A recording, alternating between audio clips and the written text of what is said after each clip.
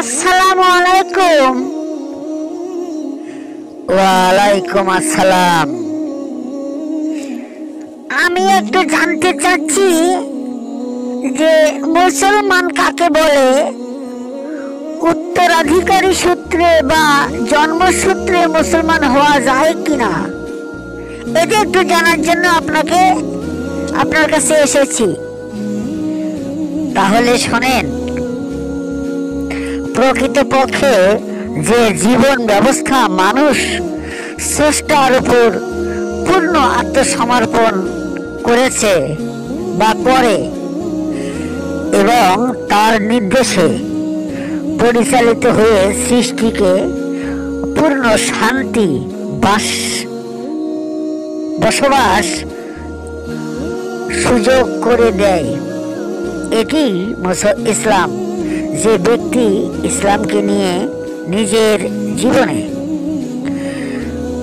বাস্তবায়িত করে পূর্ণ শান্তির অধিকারী হয়েছে এবং অন্য শান্তির কারণ হয়েছেন, তিনি প্রকৃত মুসলমান।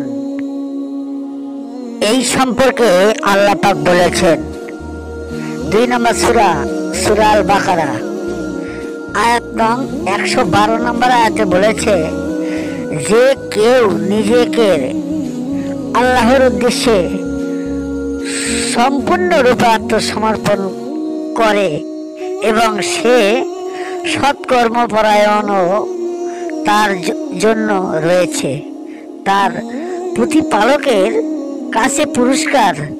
তাদের কোনো ভয় নেই এবং তারা দুঃখিতও হবেন না। সূরা আল বাকারা আয়াত 112। এমনি ভাবে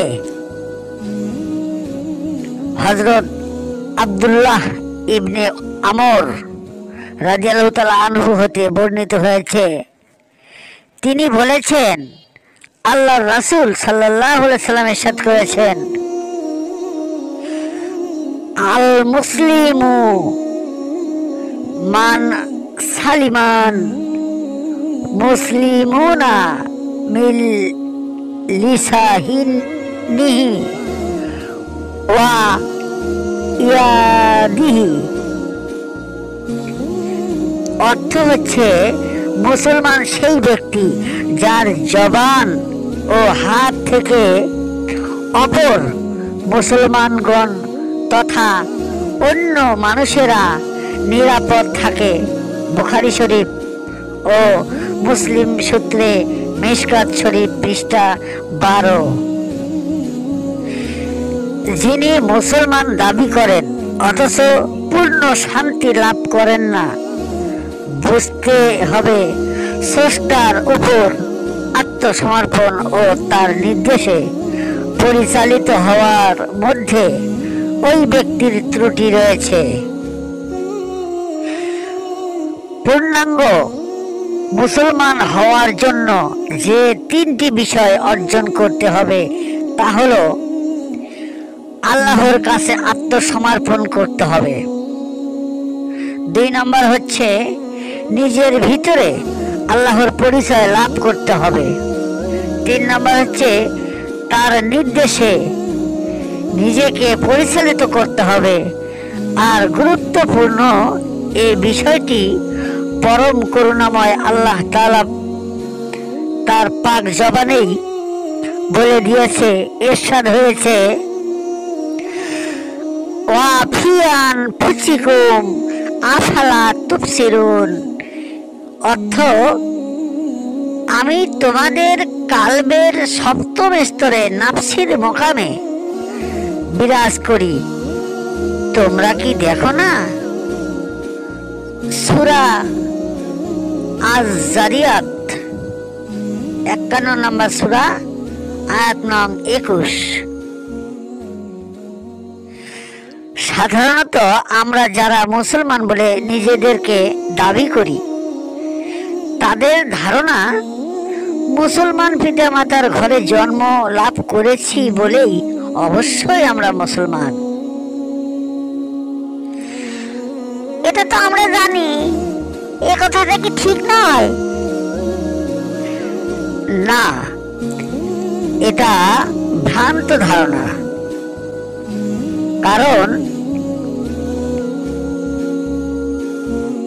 ইসলাম একটি আদর্শের নাম এবং মুসলমান ওই আদর্শ নিজ চরিত্রে বাস্তবায়নকারীর নাম। ইসলামের আদর্শ সাধনার মাধ্যমে নিজ চরিত্রে বাস্তবায়ন করতে হয়। এটি উত্তরাধিকারী সূত্রে অর্জন করা যায় না। যেমন ডাক্তারের ছেলে ডাক্তারি বিদ্যা শিক্ষা না করেই জন্মসূত্রে ডাক্তার হতে পারে না।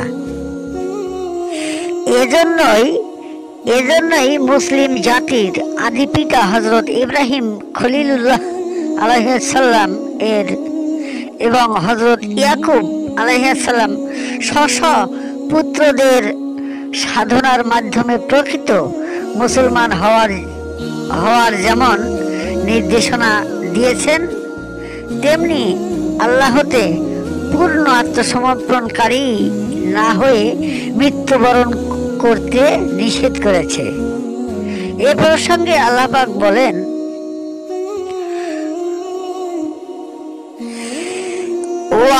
ওয়াসা বিহা ইব্রাহিমু বানিহি ওয়া ইয়াকুবু ইয়া বানিয়া ইন্নাল্লাহা তাফা লাকুমুদ্দীনা ফালান তামুতুন্না ইল্লা ওয়া আনতুম মুসলিমুন।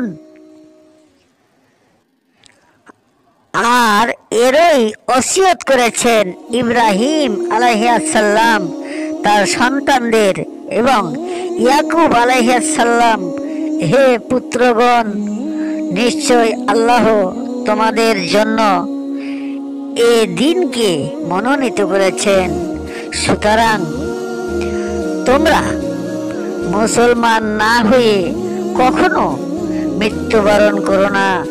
সূরা আল বাকারা আয়াত 132। হযরত রাসূল সাল্লাল্লাহু আলাইহি সাল্লামের জামানায় একজন মানুষ কাফিরের ঘরে জন্ম নিয়ে যে পদ্ধতিতে চরিত্র সংশোধন করে রাসূল সাল্লাল্লাহু আলাইহি সাল্লাম এর আদর্শ অনুসরণের মাধ্যমে মুসলমান হতে পেরেছে, বর্তমানে অনুরূপভাবে মুসলমান পিতামাতার ঘরে জন্ম নিয়েও হযরত রাসূল সাল্লাল্লাহু আলাইহি সাল্লামের উত্তরসূরি মহামানব তথা যুগের ইমাম মুজাদ্দিদ ও আউলিয়ায়ে কেরামের সান্নিধ্যে গিয়ে যথাযথ আদর্শ অনুসরণ করে নিজেকে প্রকৃত মুসলমানের পরিণত করতে হবে। আজ আপনি আমার ভুল ভেঙে দিয়েছেন। আসলে আমি বুঝতে পারিনি, সেই জন্য যত এই ওয়াজ মাহফিলে যাই কিন্তু হৃদয়তের কোনো কথা পাই না। আপনার কাছে যতটুকু জ্ঞান পেয়েছি, আসলে এই ওয়াজ মাহফিলে গেলে সেই জ্ঞানগুলো আমরা পাইতাম না। ওখানে শুধু গীবত চর্চা করা হয়, যার জন্য আমার খুব ভালো লাগলো আপনার এই কথা। তাহলে আজকে আমি উঠি। আসসালামু আলাইকুম। ওয়া আলাইকুম আসসালাম ওয়া রাহমাতুল্লাহ।